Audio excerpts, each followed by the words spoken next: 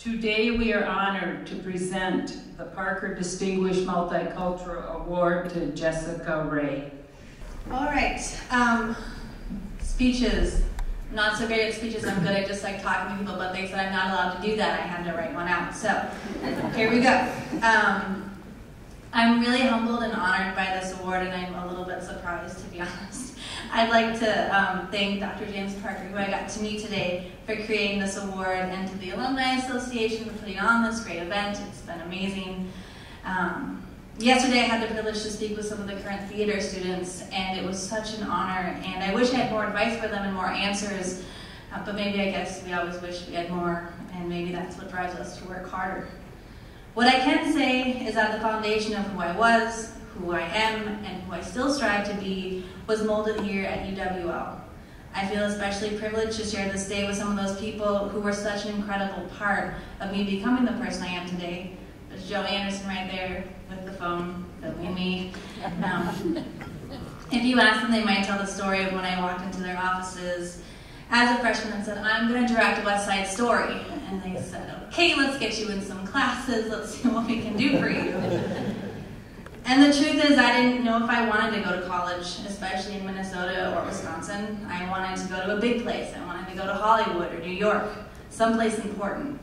I felt La Crosse was really small at first, but a teaching assistant at my high school knew Mary Leonard and Joe and said, you should meet these guys, they're going to be great for you. So I did.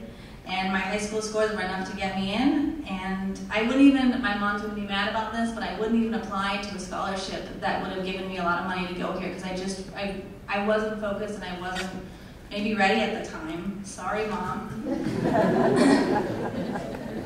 Thank you. I felt a little lost at that age, but I accepted the offer and made my way to school. And the dorms were packed, and I was put into a study with 3 other people.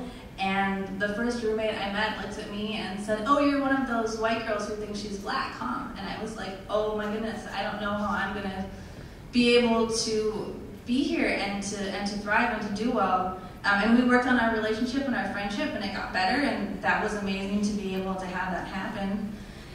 And I gotta say, it was the first time that my mom left me. I was such an independent person, but my mom left me, and I was like, I don't want my mom to leave. I'm not, I wasn't ready for all these things here, and I knew that I had to stay and succeed, and I went and found Barbara, who happens to be here today, which is awesome, from the Multicultural Student Services, and she helped me get in touch with LASO, which is the Latin American Student Organization on campus, and we also created Swirl, which was Students with Interracial Lives, and I found myself on Student Senate and lobbying on the national capitol and being part of all these committees. It was amazing and such an opportunity for me. And I have lifelong friends from those organizations. One who's having a baby shower today, which is very awesome. I even received a grant my senior year to perform a play called Brooklyn's Pain about a young man who was shot right after 9/11, because I graduated right after that point. And just about how the world was pointing fingers and blaming at everyone, and how we needed to come together as a community and take ownership and take care of our people. So that was a really great experience for me. I had the most incredible support by my professors to learn and grow, and along with them I also created a documentary that year within the play where I interviewed various multicultural professors and community members about what was happening and about racial profiling here and uncomfortable experiences, and we were able to share that, and it really opened a great dialogue here, and hopefully that's continued. I'd like to take the time to share this one story about how incredibly amazing my people are here on campus. La Crosse attends an event called the KCATF, Kennedy Center Award Program. And there's not really a spot for directors for this program, especially undergrad directors. And my teachers encouraged me to apply. And this same week, the UCLA application was due. And this was also the week that I was assaulted. And I tried to handle it myself like I always did, but I found myself in a situation where I wasn't able to handle it. And Mary Leonard, who isn't here today but was here yesterday, knew something was wrong. She pulled me in her office, and I was embarrassed and I was shamed, and she said, nope, everything's okay, and took me to the hospital. And I don't know what other professors and community members besides the people here at La Crosse who would just up and do that and be there for us. Once released, I was able to go on and do my application. I didn't want to, but my professors were like, nope, we're going to help you. They stayed up for late hours, helped me write my applications for UCLA, and lo and behold, I received the alternate award at the Kennedy Center, and I got into UCLA. So that was my tribe. I'd also like to share with you the greatest lesson here at UWL, which was working for another professor, Beth Cherney, where I failed completely with that project, and I failed for her, and I was so upset with myself that I couldn't do a better job. And she said, you know what? It's okay. You made a mistake.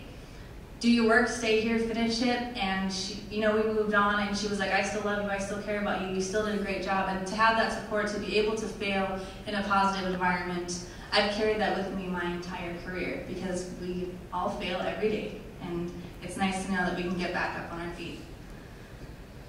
I'd also like to thank Victor Macias Gonzalez, who is not here today, but he was a big part of my career growing up here. He was very important for the Latino community, and still is. Every time you start a program, he brings you and he creates a Mexican-American hot chocolate event at his house, and it's just a really warming moment.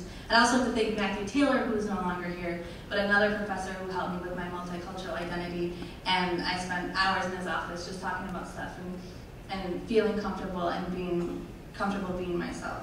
And my mother, who's here, I'd like to thank her, who's always been with me, even though we haven't always been eye to eye. She's been a really big supporter in my life, and I want to thank everyone for teaching me how to thrive and how to live the best me and how to never give up. So thank you, everybody.